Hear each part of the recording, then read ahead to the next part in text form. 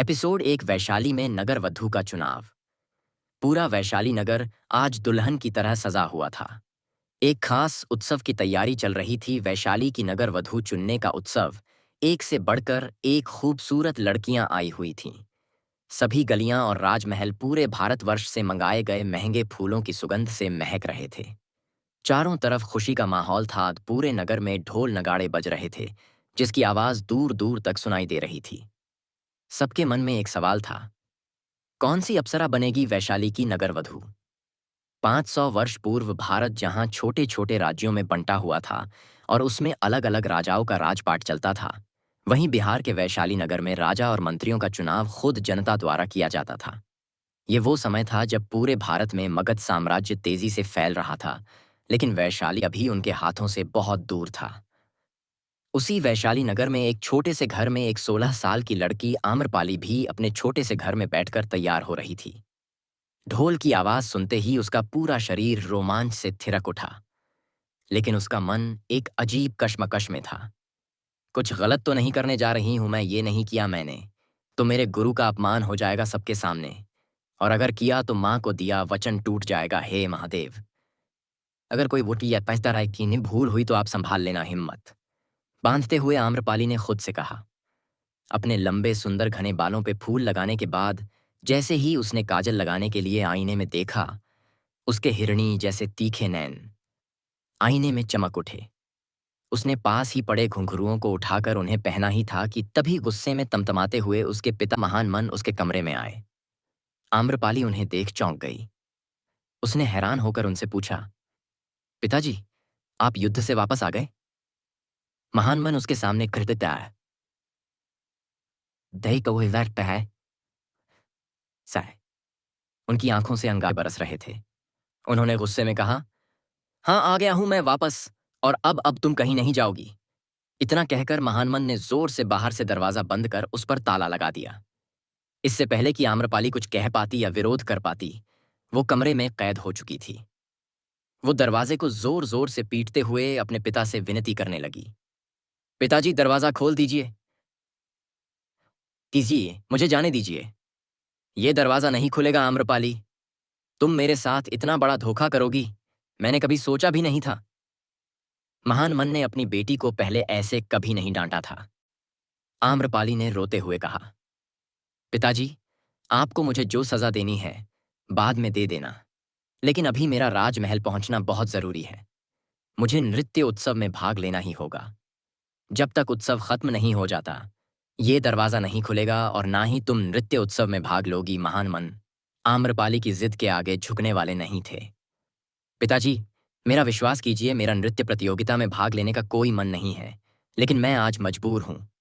अगर मैं समय पर राजमहल नहीं पहुंची तो आपके मित्र और वैशाली के नृत्याचार्य कुमार भट्ट की मर्यादा मिट्टी में मिल जाएगी।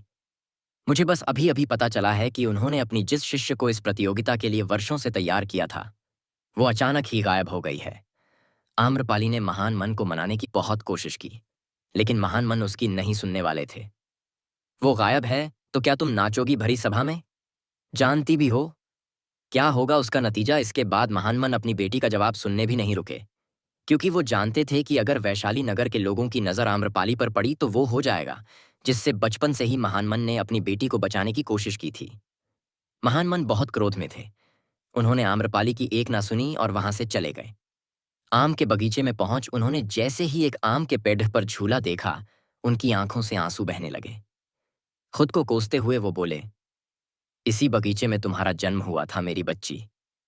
इतने साल मैंने तुम्हें इस दुनिया की बुरी नजर से छिपा कर रखा, लेकिन चाहकर भी मैं तुम्हें नृत्य से दूर नहीं रख पाया, और अब यही नृत्य तुम्हारी बदकिस्मती बन जाएगी। काश इस वक्त मेरे मित्र और तुम्हारे गुरु कुमार भट्ट तुम्हें समझा पाते। आम्रपाली महानमन की एक लौती पुत्री थी। वो एक साधारण सैनिक थे। नगर सेवा करते हुए वो अपनी पुत्री की देखभाल और निगरानी नहीं कर पा रहे थे। इसलिए उन्होंने 5 साल की आम्रपाली को अपने भाई समान मित्र कुमार भट्ट और उनकी पत्नी अंबा को देख रेख के लिए सौंप दिया था। जिस तरह घटता हुआ चंद्रमा अपनी 16 कलाओं को अपनाता हुआ धीरे धीरे बढ़ता है, ठीक उसी तरह आम्रपाली का यौवन और सौंदर्य भी हर साल पहले की तुलना में बढ़ता ही जा रहा था, जो महान मान के साथ साथ कुमार भट्ट और अंबे की चिंता का कारण भी था। और आज वही होने वाला था जिसका उन्हें डर था। इधर आम्रपाली अपने कमरे में आंसू बहा ही रही थी कि तभी उसने दरवाजे पर हलचल सुनी।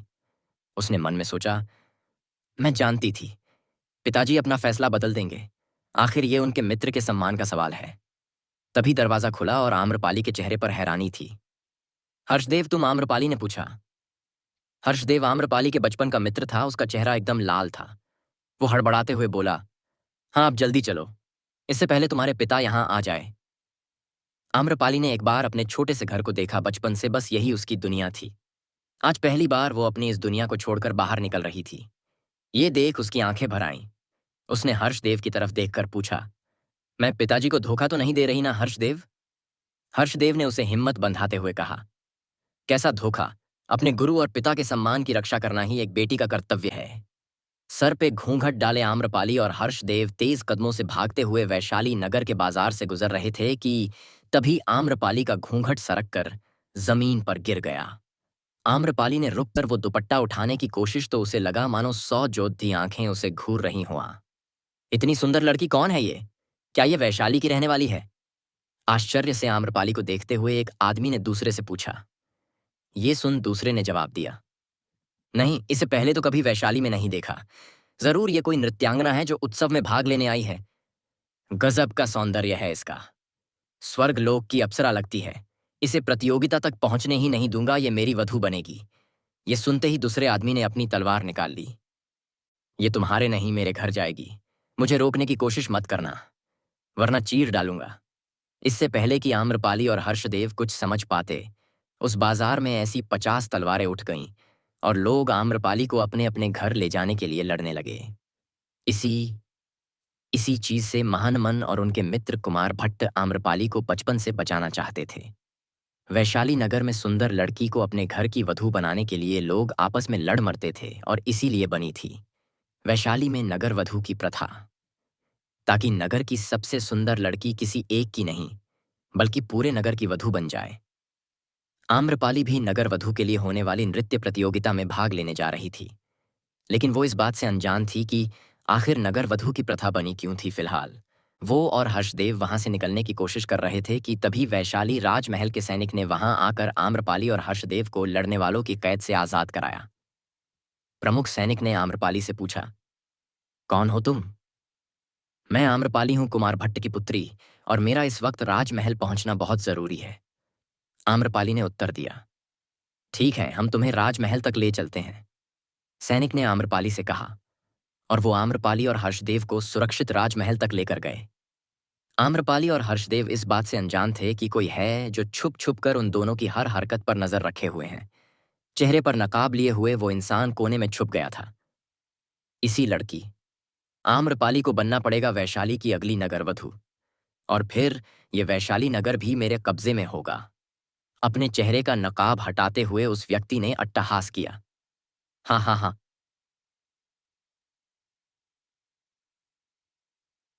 उधर वैशाली के राजमहल में देश विदेश से आई कई सुंदर नर्तकियां नृत्य अभ्यास कर रही थीं। तभी आम्रपाली हर्षदेव के साथ वहां पहुंची और अचानक से सबकी नजरें उसकी तरफ मुड़ गईं। ये किस राज्य की नर्तकी है? इसके बारे में तो पहले किसी ने नहीं बताया। पूरी सभी में फुसफुसाहट होने लगी। सुना है नगर में थोड़ी देर पहले इसके कारण कुछ लोगों में लड़ाई होने लगी थी। कहीं से ये आवाज भी आई। आम्रपाली अपने ऊपर किए जाने वाले सभी कटाक्षों को ध्यान से सुनते हुए मंच की ओर बढ़ रही थीं। तभी उसे उस भीड़ में से 2 हाथों ने खींचा और एक कोने में ले गया। आम्रपाली ने डर से आंखें बंद कर लीं। पल भर बाद उसकी आंखें खुलीं तो सामने उसके गुरु पिता कुमार भट्ट थे। आम्रपाली बेटी, तुम यहाँ क्या कर रही हो? उनकी आंखों में देख। आम्रपाली ने दृढ़ता के साथ उत्तर दिया, मैं नगर वधू के चुनाव के लिए होने वाली नृत्य प्रतियोगिता में भाग लेने आई हूँ गुरु पिता। आम्रपाली के हाथ को और कसकर पकड़ते हुए कुमार भट्ट ने कहा, तुम ऐसा नहीं कर सकती। मैं तुम्हारा गुरु पिता हूं। एक नृत्याचार्य की बेटी इस प्रतियोगिता में भाग नहीं ले सकती। ये राज्य के नियमों के विरुद्ध है। दर्द को छुपाते हुए आम्रपाली ने कहा, लेकिन गुरु पिता, आपने जिस श्री विद्या को सालों इस प्रतियोगिता के लिए तैयार किया था, उसने आपको और वैशाली को धोखा दिया है। ये सुन कुमार भट्ट सन्न रह गए। आम्रपाली का हाथ छोड़ उसकी आंखों में देखकर उन्होंने कहा, जो भी हो, लेकिन एक नृत्याचार्य की पुत्री का नृत्य प्रतियोगिता में भाग लेना राजद्रोह है। फिर आम्रपाली ने कहा, आपने मुझे पाला जरूर है, लेकिन आप मेरे असली पिता आप नहीं बल्कि महानमन हैं। इस कारण मैं इस प्रतियोगिता में भाग लेने के लिए सामर्थ्य हूं। कुमार भट्ट को अपने कानों पर यकीन नहीं हो रहा था। जिस पुत्री को उन्होंने बड़े लाड़ प्यार से पाला था, आज वो उन्हीं के विरुद्ध खड़ी थी। ये सुनने के बाद कुमार भट्ट लाचार होकर आम्रपाली की आंखों में देखते रह गए, पर कुछ बोल नहीं पाए। तभी मंत्री द्वारा घोषणा हुई, सभी नर्तकियां मंच पे आ जाएं। घोषणा सुन सभी नर्तकियां मंच के नजदीक आ गई थीं। और फिर खबर सुनाई गई कि वैशाली की तरफ से नरवधु प्रतियोगिता में भाग लेने वाली कुमार भट्ट की शिष्या श्री विद्या प्रतियोगिता में भाग नहीं लेगी। ये सुनकर सबके मन में एक ही सवाल था, जब वैशाली की ही नर्तकी प्रतियोगिता में नहीं होगी तो निर्णय कैसे होगा। मंत्री ने राजा से कहा, महाराज अब कौन करेगा वैशाली का प्रतिनिधित्व। और तभी आम्रपाली, जो कुमार भट्ट की आंखों में देख रही थी, तुरंत बोली, रुकिए। ये बोलकर वो मंच पर आ गई। उसने कहा, मैं आम्रपाली वैशाली नगर का प्रतिनिधित्व करूंगी। सब हैरान से आम्रपाली की तरफ देखने लगे। ये वैशाली का प्रतिनिधित्व करेगी, आखिर ये है कौन। राजमहल में संशय की स्थिति थी। कोई नहीं जानता था कि ये लड़की कौन है जो वैशाली का प्रतिनिधित्व करना चाहती है। मंत्री ने कहा, देवी आपका परिचय। मैं आम्रपाली सैनिक महानमान की पुत्री हूं और कुमार भट्ट मेरे दत्तक पिता हैं। पूरी सभा हैरान थी। तभी एक नर्तकी ने विरोध करते हुए कहा, नृत्याचार्य की बेटी इस प्रतियोगिता में भाग कैसे ले सकती है। ये नियम के विरुद्ध है। उसके जवाब में मंत्री ने कहा, देवी आपने सुना नहीं, आम्रपाली कुमार भट्ट की अपनी पुत्री नहीं है, इसलिए वो इस प्रतियोगिता में भाग ले सकती हैं। नगर सभासदों द्वारा आम्रपाली को नृत्य प्रतियोगिता में भाग लेने की अनुमति दे दी गई और उसे राजमहल में विश्राम करने भेज दिया गया। राजमहल के अंदर बढ़ते हुए आम्रपाली को कुछ याद आया और उसके कदम यकायक रुक गए। राज्य मंत्री उसकी तरफ देखते हुए बोले, क्या हुआ देवी, कोई परेशानी है। आम्रपाली ने बहुत ही आदर के साथ कहा, मैं पूर्व नगर वधू श्री मालू से मिलना चाहती हूं। उसकी मांग सुनकर मंत्री हैरान था। देवी ये संभव नहीं है, प्रतियोगिता से पहले आप नगर वधू से नहीं मिल सकती। आम्रपाली ने जोर देते हुए कहा, बस एक बार मुझे उनसे मिलने दीजिए। मंत्री आम्रपाली की बात मान गया और आम्रपाली को श्री मालू के कमरे तक ले जाया गया। आम्रपाली धीमे धीमे कदमों से उस कमरे की तरफ बढ़सा खारसा रही थी। उस इंसान से मिलने जिसने साल भर पहले उसका मजाक उड़ाया था, जिसने उसके स्वाभिमान को ठेस पहुंचाई थी। वो उस कमरे के द्वार पे आकर एक पल के लिए रुकी, जैसे कि वो खुद को इस पल के लिए तैयार कर रही हो। ये कक्ष वैशाली की नगर वधू का था, जिसकी एक झलक पाने के लिए मर्द अपना सब कुछ न्यौछावर करने को तैयार रहते थे। आम्रपाली ने दरवाजे को धीमे से अंदर धकेलते हुए कक्ष में प्रवेश किया।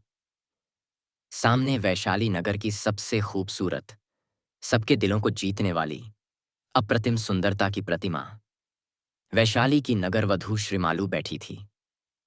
उसका मुख थोड़ा मुरझाया हुआ सा लग रहा था, जैसे कि किसी ने उससे कोई सबसे प्यारी वस्तु छीन ली हो। कौन हो तुम? श्रीमालू ने आम्रपाली की तरफ देखते हुए पूछा। आम्रपाली ने श्रीमालू की तरफ आत्मविश्वास से भरी आंखों से देखते हुए कहा, जी, मैं आम्रपाली हूं, महान मन की पुत्री। श्रीमालू ने आम्रपाली को ऊपर से नीचे तक नजर डालते हुए कहा, अच्छा, तो तुम ही हो वो आम्रपाली जिसके लिए लोग लड़ रहे हैं, वैशाली की होने वाली नगर वधू। अम्मा, याद है, मैं 1 साल पहले जब आप मेरे गुरु से मिलने उनके घर आई थी, मैं आपसे मिली थी, तब आपने क्या कहा था उस दिन। ये सुन श्रीमालू सोच में पड़ गई। उसका रोज इतने सारे लोगों से मिलना होता था कि किसी की बात तो दूर, उसे शक्ल तक याद नहीं रहती थी। मैंने साल भर पहले आपको गुरु पिता के घर देखा था। आपकी सुंदरता, आपके ठाठ, आपकी साज सज्जा को देखकर मेरे जैसी भोली लड़की ने आपसे नगर वधू बनने की इच्छा जताई थी। तब आपने मेरे रूप, मेरे व्यवहार, मेरे साज श्रृंगार, मेरी बुद्धिमत्ता पे प्रश्न उठाए थे। कहा था मुझ जैसी साधारण लड़की नगर वधू नहीं बन सकती, मगर देखिए ना, आज लोग मुझसे अपनी नजरें नहीं हटा पा रहे हैं। श्रीमालू ने हंसते हुए पूछा, तो तुम मेरे किए हुए उस अपमान का बदला लेने आई हो? नहीं, मैं तो बस अपने गुरु को अपमान से बचाने आई हूं। सोचा एक बार आपसे भी मिलकर कह दूं कि हर साधारण दिखने वाली चीज बेकार नहीं होती। नगर वधू श्रीमालू जोर जोर से हंसने लगी। मैंने दुनिया देखी है आम्रपाली, तुम भोली हो। तुम तब भी नहीं जानती थी कि नगर वधू क्या होती है, और आज भी नहीं जानती। अफसोस, चली जाओ आम्रपाली। भाग जाओ इस राजमहल से, इस नगर से। ये जगह तुम्हारे लिए नहीं है। आम्रपाली ने श्रीमालू को ऊपर से नीचे तक देखा। आज श्रीमालू उसे एक डरी हुई, हारी हुई औरत की तरह दिख रही थी। उसने उससे कहा, मैं नहीं जाऊंगी यहां से। जब तक अपने कर्तव्य का पालन न कर लूं, तब तक तो बिल्कुल नहीं। नृत्य प्रतियोगिता जीतना मेरा ध्येय नहीं, उसमें भाग लेना मेरा ध्येय है, ताकि मेरे गुरु पिता पर कोई उंगली न उठाए कि उनके पास कोई ऐसी शिष्य है ही नहीं जो इस प्रतियोगिता के लायक हो। आम्रपाली का नगर वधू बनने का उत्साह देखकर श्रीमालू हैरान रह गई। उसे यकीन नहीं हो रहा था कि कोई नगर वधू बनने के लिए इतना उत्साहित कैसे हो सकता है। उसे मन ही मन आम्रपाली के लिए बहुत बुरा महसूस होने लगा। उसे समझ आया कि आम्रपाली इस नगर वधू की असलियत से अभी तक अनजान है। उसे नहीं पता कि नगर वधू बनना बल्कि एक सौभाग्य नहीं, अभिशाप है। एक ऐसा अभिशाप जो एक स्त्री का पूरा जीवन बर्बाद कर देता है। आम्रपाली, क्या तुम्हें पता है कि नगर वधू का क्या मतलब होता है? हाँ, मुझे पता है, और मैं बनने के लिए भी तैयार हूं। आप देखना, मैं अब तक की सबसे सर्वश्रेष्ठ नगर वधू कहलाई जाऊंगी। मुझे पछतावा हो रहा है कि काश मैंने उस दिन तुम्हें इस नगर वधू की सच्चाई बता दी होती, तो आज तुम इस महल में ऐसे बेड़ियों में बांधी न खड़ी होती। आम्रपाली ने थोड़ा अकड़ दिखाते हुए कहा, ये कैसी बातें कर रही हैं आप? नगर वधू बनना कोई बेड़ियों में बंधना थोड़े ना है। ये तो बेड़ियां हटने जैसा है। आज मैं कितना आजाद महसूस कर रही हूं। आप ये सब मुझे केवल इसलिए बोल रही हैं ना क्योंकि आपको मुझसे जलन हो रही है। मेरी सुंदरता, मेरी काबिलियत से आपको ईर्ष्या हो रही है। नहीं आम्रपाली, तुम मेरी बात समझ नहीं रही हो, और मुझे समझनी भी नहीं है। मैं बस यहाँ आपसे एक बार मिलने आई थी और आपको याद दिलाने आई थी। जिसे एक दिन आपने नकारा और गंवार बोला था, वो आज वैशाली की नगर वधू बनाने जा रही है। अभी मैं चलती हूँ। इससे पहले कि श्रीमालू कुछ और बोलती, आम्रपाली तेजी से उनके कक्ष से बाहर निकल गई, और दरवाजा बंद होने की जोरदार आवाज पूरे महल में गूंज गई। श्रीमालू ने बड़े दुखी भाव से मन में सोचते हुए कहा, तुम्हें अभी जरूर लोगों की चकाचौंध में इस नगर वधू की असलियत दिखाई नहीं दे रही है, लेकिन जिस दिन तुम्हारा असलियत से सामना होगा, दोबारा कभी किसी को नगर वधू बनने के लिए नहीं बोलोगी। आम्रपाली अभी नगर वधू के कमरे से निकली ही थी कि उसने एक एक नवयुवक को अंदर जाते हुए देखा। इतना सुंदर नवयुवक उसने पहले कभी नहीं देखा था। उसे जानने की उत्सुकता हुई कि आखिर ये है कौन। आम्रपाली उत्सुकतावश फिर से नगर वधू श्रीमालू के कमरे के दरवाजे की तरफ बढ़ी, लेकिन तभी जोर से वो दरवाजा बंद हो गया। आम्रपाली ने दरवाजे पर खड़े रहकर ही कुछ सुनने की कोशिश की, लेकिन उसे कुछ ढंग से सुनाई नहीं दिया। उसने उस कक्ष के दूसरी तरफ बनी एक खिड़की से अंदर झांकने की कोशिश की तो उसे कुछ ऐसा दिखाई दिया कि उसके होश उड़ गए। उसका पूरा शरीर कांपने लगा। नवयुवक अपने से दुगुने उम्र की नगर वधू के सामने उसके बाजू को जोर से भींचे खद था। उसके चेहरे पर अजीब सी हंसी थी। श्रीमालू के वक्ष का वस्त्र नीचे गिर चुका था। वो याचना कर रही थी, मान्यवर, आज नहीं करवाइए मुझसे ये सब। आज नगर वधू के रूप में मेरा अंतिम दिन है। आज आपकी दी हुई पीड़ा को नहीं सह पाऊंगी मैं। वो नवयुवक अब आदमी नहीं, राक्षस सा लग रहा था। उसने जोर से हंसते हुए कहा, श्रीमालू, तुम मुझे क्या, इस नगर के किसी भी पुरुष को संभोग से मना नहीं कर सकती। अभी भी नगर वधू हो तुम पर वैशाली नगर के सारे पुरुषों का हक है। और फिर उसने श्रीमालू को जोर से अपनी बाहों में जकड़ लिया। वैशाली की नगर वधू एक पठार की मूर्ति की तरह उस नवयुवक की जकड़ में खड़ी थी। आम्रपाली एक पल भी वहां नहीं ठहर पाई। ये ये तो गलत है। नहीं, ये सच नहीं है। एक नगर वधू? नहीं, नहीं, ऐसा नहीं हो सकता। आम्रपाली के कांपते होंठों से कुछ शब्द निकले जो बस उसी के कानों तक पहुंच पाए। वो उस कमरे से, नगर वधू से, उस प्रतियोगिता से दूर भाग जाना चाहती थी। उसने सभागृह में हर्षदेव को ढूंढा और उसे खींचते हुए उस राजमहल से बाहर निकल गई। उसके कदम उसके घर की तरफ थे। हर्षदेव ने कई बार पूछा, आम्रपाली क्या हुआ? बताओ तुम। मगर वो बस एक ही बात की रट लगाई हुई थी, मुझे पिताजी के पास पहुंचना है। वो अब समझ गई थी कि क्यों उसके पिता और गुरु पिता उसे इस प्रतियोगिता में भाग नहीं लेना देना चाहते थे। अपने गुरु के सम्मान को बचाने के लिए उसे इतनी भारी कीमत देनी पड़ेगी, ये उसने कभी नहीं सोचा था। वो हताश भागे जा रही थी। उसके सांसें तेज चल रही थीं और घबराहट से गला सूख रहा था। वो दौड़ती हुई उस आम के बगीचे में पहुंची जहां उसके पिता हारे हुए से बैठे थे। उसे इस अवस्था में देख महानमन चौंक गए। अरे आम्रपाली, क्या हुआ? महानमन चिंता जताते हुए उसकी तरफ बढ़े। आम्रपाली ने खुद को संभालते हुए कहा, पिताजी, मुझे वैशाली की नगर वधू नहीं बनना है। मुझे बस आपकी बेटी बनकर रहना है। आम्रपाली के मुंह से इन शब्दों को सुनकर महानमन के होश उड़ गए। उन्होंने अपनी कांपती हुई बेटी को गले लगा लिया और धीरे से बोले, मेरी बच्ची, अब तुम अपना नाम इस प्रतियोगिता से वापस नहीं ले सकती। वो राजद्रोह कहलाएगा और इसके लिए तुम्हें और मुझे मृत्युदंड दिया जाएगा। उसी वक्त एक सैनिक की आवाज आई, आम्रपाली, आपको इसी वक्त महल चलना होगा। सैनिकों, मदद करो इनकी। जैसे ही आम्रपाली पलटी, उसने देखा उसी बगीचे के एक पेड़ के पीछे कोई शख्स छुपकर उसे देख रहा था।